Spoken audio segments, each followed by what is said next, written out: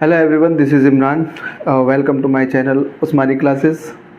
Model का जो हम टॉपिक पढ़ रहे थे उसका नेक्स्ट पार्ट हमने पढ़ लिया था। इसमें कैन कुड और मे माइट के बारे में। ठीक है, अब हमारे पास बचा हुआ है विल वुड शैल शुड के बारे में, जो भी हम थोड़ा बहुत पढ़ेंगे। और उसके बाद मस्ट हो गया, शुड हो गया, ऑट टू हो गया और हैव टू, ये हम एक साथ पढ़ लेंगे। ठीक है, तो अब हम बात कर रहे हैं विल और शैल के बारे में। है ये भी मॉडल ही है ना, इसको फ्यूचर टेंस में यूज़ कर लेते हैं। तो विल और शैल के बारे में जल्दी से मैं एक बार बता देता हूँ। विल और शैल, ठीक है, इसके बारे में अगर हम एक बात करें तो विल का पास्ट हो जाएगा। मैं अगर विल का पास्ट बोलूँ ना तो ये वुड हो जाएगा। विल का पास्ट वुड हो जाएगा और शैल का पास्ट शुड हो जाएगा।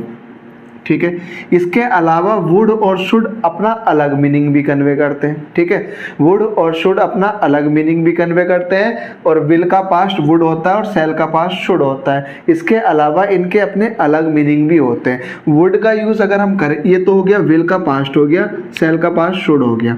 ठीक है, और अगर हम बात करें वुड की, तो वुड का यूज़ और हम करते हैं पास्ट के रूटीन एक्शन के लिए।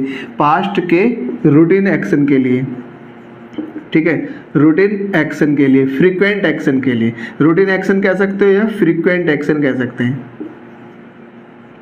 फ्रीक्वेंट एक्शन के लिए इस पर हमने बात कर ली थी। यानी कि हम कह सकते हैं वुड का यूज पास्ट के रूटीन एक्शन के लिए भी करते हैं। पास्ट का रूटीन एक्शन क्या होता है मैंने बात कर ली थी जब हमने यूज टू पढ़ा था। जैसे हम यूज टू का यूज करते हैं वैसे ही वुड का यूज भी करते हैं पास्ट के रूटीन एक्शन के लिए। यानी कि वह रोज स्कूल जाता था। ठीक है, तो ये पास्ट का रूटीन एक्शन था। वह अब रोज स्कूल जाता है तो वो प्रेजेंट का रूटीन एक्शन हो गया। ठीक है, पास्ट का रूटीन एक्शन क्या होता है, वह रोज स्कूल जाता था, तो वहाँ पे हम वुड का यूज भी कर सकते हैं। शुड का यूज अगर हम करें तो वो चाहिए के सेंस में, ये मैं कर रहा हूँ प्रेजेंट में, इनका यूज प्रेजेंट में। ठीक है, तो वुड और शुड का यूज प्रेजेंट में भी कर सकते हैं, वुड और शुड का यूज पास्ट में करते हैं। पास्ट में वुड और शुड केवल और केवल तभी होगा जब विल और शैल की पास्ट फॉर्म होंगी। ये कैसे करेंगे अभी हम इसके ऊपर बात। प्रेजेंट का कि मैं प्रेजेंट में अगर हम वुड का यूज कर रहे हैं तो वो पास्ट का रूटीन एक्शन शो करेगा, फ्रीक्वेंट एक्शन शो करेगा। ठीक है, यानी कि मैं कह सकता हूँ जो वुड का काम है वही यूज टू का भी काम है। और मैंने बताया था यूज टू मॉडल है तो वुड भी मॉडल है, और मॉडल के बाद वर्ब हमेशा इनडेट फॉर्म में आती है। मैं जल्दी से एक बार रिवाइज करा देता हूँ। भैया मॉडल होते हैं एक्चुअल हेल्पिंग वर्ब, वास्तविक सहायक है, उनके बाद वर्ब हमेशा और हमेशा इनडेट फॉर्म में आती है, फर्स्ट फॉर्म में आती है, वर्ब की फर्स्ट फॉर्म आती है। क्लियर हो गई इतनी बात। ठीक है, नीड नोट के बारे में, डेयर नोट के बारे में हमने पढ़ लिया था। ठीक है, नीड नोट और डेयर नोट के बारे में पढ़ लिया था। यूज टू के बारे में हमने अलग से पढ़ा था। उसके बाद हमने कैन कुड और मे माइट के बारे में पढ़ लिया था। अब हमारे पास विल वुड शैल शुड है। ठीक है, विल और शैल का यूज हम करते हैं प्रेडिक्शन के लिए। मैं बता देता हूं, प्रेडिक्ट करने के लिए, प्रेडिक्शन के लिए हम विल और शैल का यूज करते हैं, यानी कि भविष्यवाणी करने के लिए कह सकते हो, भविष्यवाणी, प्रेडिक्ट करना। ठीक है, ऐसा होगा, वह आज आएगा, वह जाएगा, वह खाएगा, वह पिएगा। ठीक है, ये सब प्रेडिक्शन किया जा रहा है। ठीक, प्रेडिक्शन करना मतलब ऐसा हो सकता है, जरूरी नहीं कि ऐसा हो गई, लेकिन वह आएगा आज। ठीक है, मान लो उसने फोन करके कहा मैं आऊंगा आज, तुमने कहा ठीक है वो आएगा आज, तुमने ये बात बोल दी, लेकिन 1% चांस ये है कि वो ना आ पाए किसी वजह से, तो वो प्रेडिक्शन होता है। ठीक है, तो इनके लिए हम मॉडल का यूज करते हैं और मॉडल होते हैं विल और शैल प्रेडिक्शन के लिए। इन्हीं की पास्ट फॉर्म हमें वुड और शुड मिल जाती है, और वुड और शुड का प्रेजेंट में भी यूज करते हैं। वुड का जब हम प्रेजेंट में यूज करते हैं तो वो पास्ट का रूटीन एक्शन शो करता है। प्रेजेंट का मतलब समझ लेना जरा, प्रेजेंट का मतलब ये है पास्ट नहीं है, वो पास्ट का रूटीन एक्शन ही है। वुड का यूज हम और तरीके से भी प्रेजेंट में करते हैं। ठीक है, स्टब बोर्ननेस के लिए भी करते हैं, ऐसे हम कह सकते हैं वुड का यूज स्टब बोर्ननेस के लिए।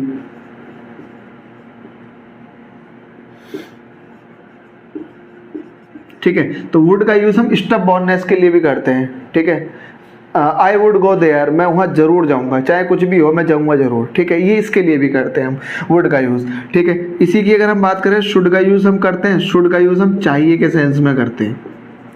ठीक है, इनको हम अलग से पढ़ लेंगे। शुड को चाहिए के सेंस में प्रेजेंट में करते हैं। ठीक है, तो शुड का यूज़ हम प्रेजेंट में भी करते हैं।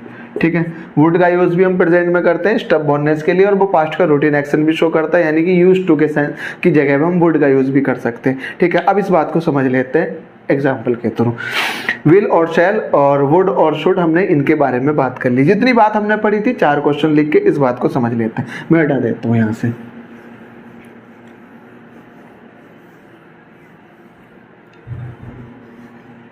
जैसे क्वेश्चन ये है हमारे पास, ज्यादातर इसका यूज कहाँ होगा। जैसे एक क्वेश्चन में लिख दूं, ही विल कम टुडे, मैंने ये क्वेश्चन लिख दिया तो इसका मतलब है कि वह आज आएगा, ठीक है, ही विल कम टुडे। इससे इतना ज़्यादा बहुत ज़्यादा कोई क्वेश्चन पूछा नहीं जा रहा, ही विल कम टुडे, बस ये हो गया कि वह आज आएगा, इसका मीनिंग ये हो गया, ठीक है। आई शैल कम टुडे, मैं आ जाऊंगा, ठीक है, ये इसका मीनिंग हो गया, ठीक है। यू शुड वर्क हार्ड, तुम्हें कठिन परिश्रम करनी चाहिए, चाहिए के सेंस में शुड का यूज हो गया, ठीक है। आई वुड कंप्लीट इट, मैं इसे बिल्कुल कंप्लीट करूंगा, ऑन टाइम लिख देता हूं, ठीक है। तो ये एक स्टबबॉर्ननेस शो कर रहा है, I would complete it on time, मैं इसको टाइम पे कंप्लीट करूंगा, ये स्टबबॉर्ननेस हो गया, ठीक है। उसके अंदर एक जिद हो गई कि मैं इसको टाइम से पूरा करूंगा, ठीक है। तो I would complete it on time, तो इस तरह से इनका यूज है, ठीक है। अब एग्जाम में किस तरह से इसका क्वेश्चन पूछा जा सकता है उसके बारे में हम बात कर लेते हैं, ठीक है। मैं इनको हटा देता हूँ यहाँ से, ये तो बहुत ही आसान तरीका है, ठीक है, बहुत आसान से क्वेश्चन हमने लिए थे। सवाल ये है हमारे पास, he said to me, comma inverted comma, ठीक है, आई शैल डू इट, ये क्वेश्चन है, ठीक है। अब मुझे इसको बनाना पास्ट में, ठीक है। अब सवाल ये है हमारे पास, ही सेड, सेड टू को हम चेंज करेंगे टोल्ड में, ठीक है, टोल्ड में चेंज करेंगे, ही टोल्ड मी, ठीक है। सेड टू को हम चेंज करेंगे टोल्ड में, ठीक, सेड टू को टोल्ड में चेंज करते हैं जब डायरेक्ट से इनडायरेक्ट बनाते हैं। कॉमा इन्वर्टेड कॉमास हटा के हम यहाँ पे दैट लगाएंगे। जो ये आई है, मैंने तुम्हें बताया था, जो आई है ये फर्स्ट पर्सन प्रोनाउन होता है और वो स्पीकर होता है। फर्स्ट पर्सन प्रोनाउन स्पीकर होता है, सेकंड पर्सन प्रोनाउन लिसनर होता है, ठीक है। इस सेंटेंस को अगर तुम देखो तो ही सेड टू मी, इस वाले ने कहा है इससे, मी से, तो ये जो मी है ये लिसनर है और जो ही है वो स्पीकर है, ठीक है। तो ये अब इस सेंटेंस की अगर हम बात करें तो मैंने बताया था जो फर्स्ट पर्सन प्रोनाउन होता है वो स्पीकर ही होता है। तो speaker I first person pronoun है, स्पीकर है और स्पीकर है ही, तो आई ही के अकॉर्डिंग चेंज हो जाएगा, तो आई ही के अकॉर्डिंग चेंज होगा और वो आ जाएगा ही। तो he told me that he, अब शैल का हो जाएगा ये पास्ट शुड, लेकिन ही के अकॉर्डिंग तो विल आता है, ही के हिसाब से तो विल आता है, तो ही के अकॉर्डिंग वुड आ जाएगा, ही वुड है तो अभी भी मॉडल ही ना, और मॉडल के बाद वर्ब हमेशा इननेट फॉर्म में, तो टू डू, इट का इट है, ठीक है।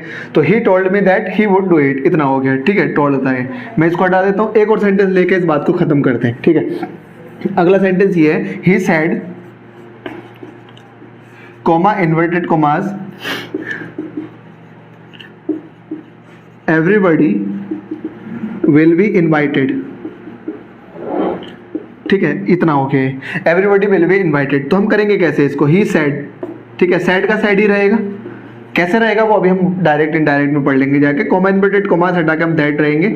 एवरीबॉडी प्रोनाउन है तो चेंज होगा नहीं, एवरीबॉडी थर्ड पर्सन में पहुंच जाएगा तो चेंज होगा नहीं, एवरीबॉडी का एवरीबॉडी रहेगा, ठीक है, एवरीबॉडी।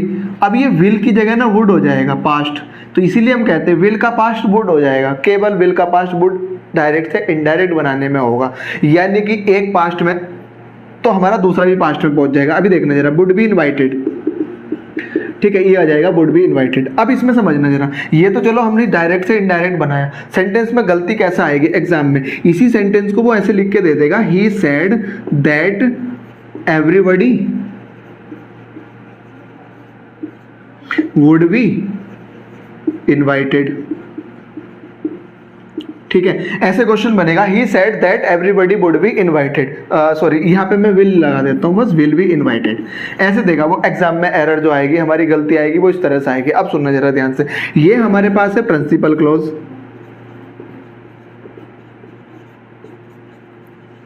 और ये दैट जो लगा हुआ दैट के आगे की, ये है हमारे पास सबऑर्डिनेट क्लॉज,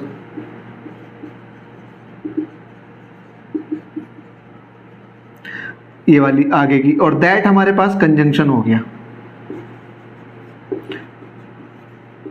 कंजंक्शन मतलब जोड़ने का काम करता है, किस किस को जोड़ रहा है, प्रिंसिपल क्लॉज को और सबऑर्डिनेट क्लॉज को जोड़ रहा है। ठीक है, यानी कि इस वाले के अकॉर्डिंग ये वाली बात चलेगी। ही सेड, उसने कहा, उसने क्या कहा, अब ये बताना पड़ेगा क्या कहा, तो वो ये वाली बात कही है, तो इसने कहा ये पास्ट है, तो ये वाली बात भी तो पास्ट ही होगी जो कही होगी। ही सेड, उसने कहा, क्या कहा, ये वाली बात कही उसने, तो ये वाली बात उसने जो बोला ही सेड, तो वो पास्ट में कहा, और क्या कहा वो भी तो पास्ट में ही होगा, तो फिर ये भी पास्ट में चला जाएगा, और विल का पास्ट क्या हो जाएगा, वुड। ये एग्जाम में एरर में इस तरह से पूछा जाएगा क्वेश्चन। ठीक है, बहुत ही आसान है, एक दो चार पांच बार करेंगे इन सारी चीज़ों को तो समझ पाओगे। ठीक है, बार बार देखना वीडियो को, वीडियो का तो यही फायदा है, बार बार देखने से तो हमें और बेहतर समझ में आने लगती है, 2 4 5 बार देखना। लेकिन एक बात और मैं बता देता हूँ, सारी वीडियो को डे बाई डे करके देखना, स्टेप बाय स्टेप करके, चाहे वो इंग्लिश की हो या कोई सी भी हो। इंग्लिश की वीडियो को अगर तुम स्टेप बाय स्टेप करके देखोगे तो पिछले कंसेप्ट से ही रिलेट करके अगली वाली बात हो रही होगी, इसलिए तब जाके वो समझ में आएगी। तो पिछली वीडियो को देखना बहुत जरूरी है। ठीक है, मैं यहाँ से हटा देता हूँ। इतनी बात हमने कर ली थी, विल और शैल के बारे में बात हो गई थी, शुड के बारे में कर लेते हैं अब जल्दी से। शुड का यूज हम कहाँ कहाँ करते हैं, ठीक है, और अलग से भी हम इस बात को पढ़ लेंगे। ठीक है, इसी तरह से एक सेंटेंस और दे देता हूँ मैं।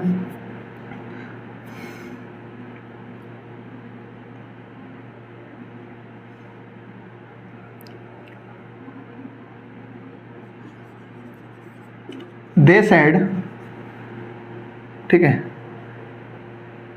या आई लिख दो, आई सेड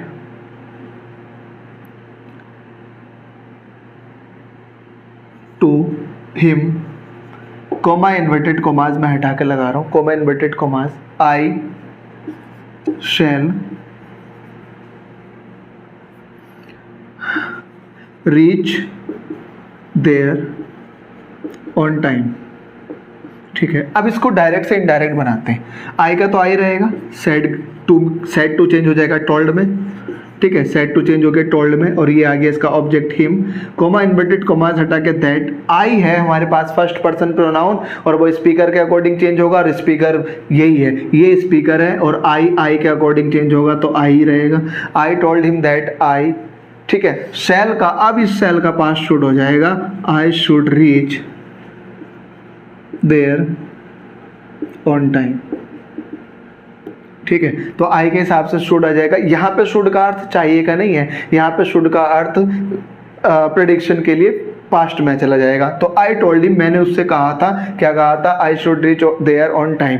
एक बात और समझना है यहाँ पे, अगर केवल यही सेंटेंस इतना लिखा होता, I should reach there on time, एक ये वाला सेंटेंस ऐसे लिखा हुआ इसके साथ और यही सेंटेंस अलग लिखा हुआ, तो दोनों के सेंस में बहुत अंतर आ जाएगा। इसमें ये हो गया कि मैंने उससे कहा था कि मैं समय पर पहुंच जाऊंगा, और इसका सेंस हो गया I should reach there on time, मुझे वहां समय पर पहुंचना चाहिए। तो यहाँ चाहिए का सेंस आएगा। दोनों में शुड लगा हुआ, बिल्कुल सेम सेंटेंस लिखे हुए, लेकिन सेंस बिल्कुल बदल गया। यही इंग्लिश होता है। इंग्लिश है कम्युनिकेशन लैंग्वेज, इसमें अपने अपने भाव को समझाना होता है दूसरे को कि हम क्या बोलना चाह रहे हैं। तो इसके अकॉर्डिंग अगर तुम यही सेंटेंस बोलोगे तो अलग सेंस निकलेगा, और इस सेंटेंस को अलग बोलोगे, बिल्कुल एकदम अलग बोलोगे तो एक अलग सेंस निकलेगा। I should reach there on time का मतलब हो गया मुझे वहां समय पर पहुंचना चाहिए। और यही सेंटेंस अगर इसके साथ लगा हुआ है तो आई टोल्ड हिम, मैंने उससे कहा कि मैं वहां पर समय पर पहुंच जाऊंगा। दोनों का सेंस बिल्कुल अलग हो गया। क्लियर हो गया इतनी बात?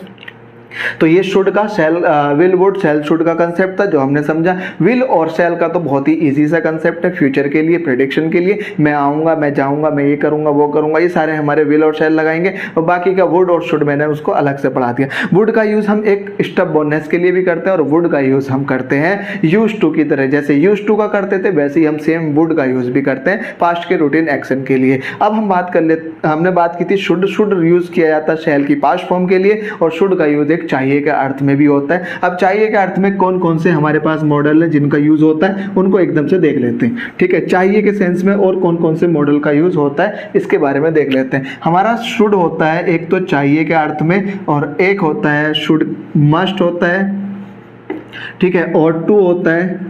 सबके मीनिंग चाहिए के अर्थ होते हैं, और टू हो गया और हैव टू हो गया। ठीक है, इन सब के मीनिंग, जिस सारे के सारे मॉडल लिखे हुए, इन सब का मीनिंग चाहिए होता है। सब का मीनिंग क्या होता है? चाहिए के सेंस में होता है। ऐसा करना चाहिए, चाहिए के सेंस में। अब बात करते हैं शुड का यूज कहाँ कहाँ करते भैया। शुड का यूज करते हैं सजेशन में, किसी को सजेस्ट करना है। ठीक है, शुड का यूज कहाँ करते हैं? किसी को सजेशन देना है, सुझाव देना है। ठीक है, या मैं कह सकता हूँ जनरल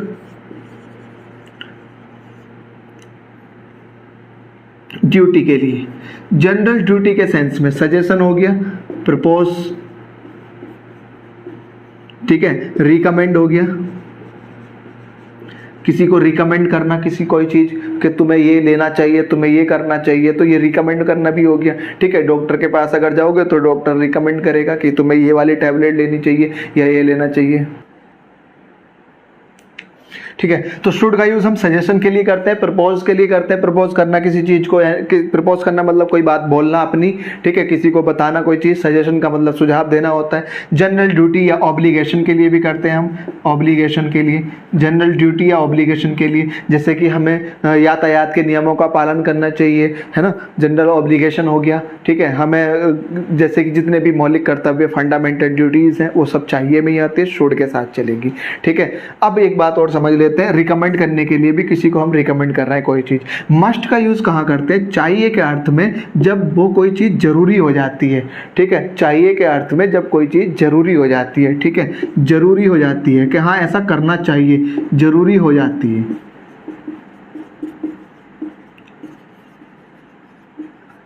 ठीक है। जैसे कि मान लो अगर बुखार आया हुआ, किसी को फीवर है ना, अब तुमसे कहा जा रहा है कि अब तुम्हें दवाई लेनी चाहिए, मेडिसिन लेनी चाहिए, ठीक है। तो यहाँ पे मस्ट का यूज करेंगे। जैसे कि बाहर बारिश होने वाली है, बरसात हो रही है, तो आपसे कहा जा रहा है कि भाई अब तुम्हें छाता ले जाना चाहिए, तो you must have umbrella with you, ऐसे हम बोलेंगे। यू मस्ट टेक मेडिसिन, ठीक है। तो यहाँ पे मस्ट का सेंस होगा, वो काम करना जरूरी हो जाता है, तो मस्ट का यूज हम करते हैं। बहुत सिंपल सी बात है, सुनो मेरी बात। एग्जाम में इस तरह के बिल्कुल भी क्वेश्चन नहीं पूछे जा रहे हैं। हम पढ़ रहे हैं इंग्लिश लैंग्वेज को, और लैंग्वेज होता है अपनी बात को समझाना, किसी को बोलना, ठीक है। मैं कह रहा हूँ तुम्हें भैया जरूर छाता लेके जाना है, ठीक है, तो ये तो हिंदी में हो गया। इसी को इंग्लिश में अगर बोलना है तो you must take umbrella with you, तो इसमें मस्ट का यूज करेंगे, शुड का नहीं करेंगे। यू शुड अगर बोल रहे हैं तो अब वो सोचेगा सामने वाला कि ऐसा कोई जरूरी नहीं है, मन में आएगा तो ठीक है ले जाऊंगा, लेकिन मस्ट अगर तुम लगा रहे हो तो उसका मतलब है उसको ले जाना जरूरी है। यहाँ पे मस्ट का यूज इसलिए करते हैं। क्लियर हो गया यहाँ पे।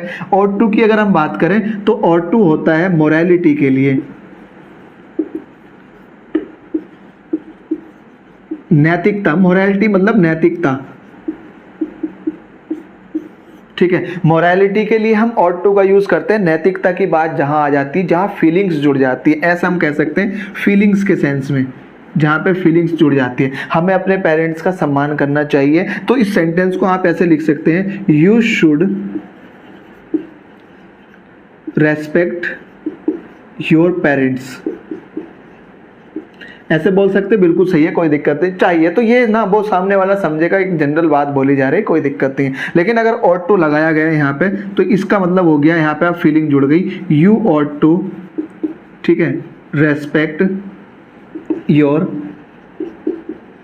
पेरेंट्स। अगर तुम ऐसे लगा रहे हो तो, अब मैं ये नहीं कह रहा कि भैया ऑट टू हटा के शुड लगा दो और शुड को हटा के ऑट टू लगा दो, ऐसा कोई एग्जाम में नहीं क्वेश्चन पूछा यार। ये तो बस एक बोल चाल का तरीका हो गया। तुम अगर किसी को कोई बात बोल रहे हो, ठीक है, बोलने का तरीका हो गया कि हम किसी को कोई बात बोल रहे हैं तो वो सामने वाला उस बात को समझेगा कैसे, किस तरह का सेंस लेके जाएगा। शुड लगाएगा तो सामने वाला सोचेगा एक जनरल बात चल रही है, ऑट टू अगर लगाएगा तो सामने वाला सोच रहा है यार हमें करनी चाहिए, उसके अंदर एक हृदय भाव निकल कर आएगा, यानी कि एक फीलिंग्स निकल कर आएंगी, ठीक है। ऑट टू लगा के वो कहेगा, सोचेगा कि हाँ यार करना ही चाहिए, पेरेंट्स का या बड़ों का अपने सम्मान करना चाहिए। तो दोनों में ये डिफरेंस है। एग्जाम में ऐसा नहीं कि भैया शुड हटा के ऑट टू लगा दो और ऑट टू हटा के शुड लगा दो, ऐसा कोई क्वेश्चन एग्जाम में नहीं पूछा जा रहा। तुम प्रीवियस ईयर के पेपर उठा के देख लेना। हैव टू का यूज हम करते चाहिए के सेंस में।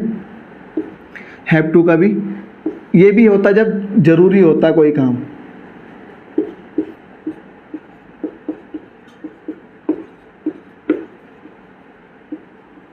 ठीक है। हैव टू का यूज भी जरूरी होने के सेंस में, ऐसा कोई काम जो तुम खुद नहीं करना चाह रहे हो लेकिन तुम्हें करना जरूरी है। हम खुद नहीं करना चाह रहे हैं, लेकिन अब देखो इसमें छाता ले जाना ऐसा तो नहीं, बरसात तो हो रही है तो इसमें नुकसान तो हमारा ही है ना। बरसात हो रही है, बहुत है, तेजी से बारिश हो रही है और तुम छाता नहीं लेके जा रहे हो, तो अगर वो तुम्हारे मन में आया कि नहीं ले जा रहा हूँ तो नुकसान तो फिर तुम्हारा ही होने वाला है, ठीक है। तो मस्ट का यूज इसलिए करेंगे। हैव टू का यूज हम इसलिए करेंगे कि हमें खुद नहीं करना, उस काम को करना नहीं चाह रहे लेकिन करना बड़ा जरूरी है। जैसे कि अगर हम बात करें, तुम्हें बिजली का बिल पे करना अपनी, ठीक है, इलेक्ट्रिसिटी का बिल पे करना है, तो तुम तो नहीं चाहोगे लेकिन अथॉरिटी तो कह रही है ना, पीछे की तरफ से गवर्नमेंट के तो फिर ऑर्डर्स हैं कि भैया तुम्हें अपनी इलेक्ट्रिसिटी का बिल पे करना है, वहाँ पे हम हैव टू का यूज़ करेंगे अथॉरिटी के सेंस में। जैसे कि अगर मैं बात करूँ, यू हैव टू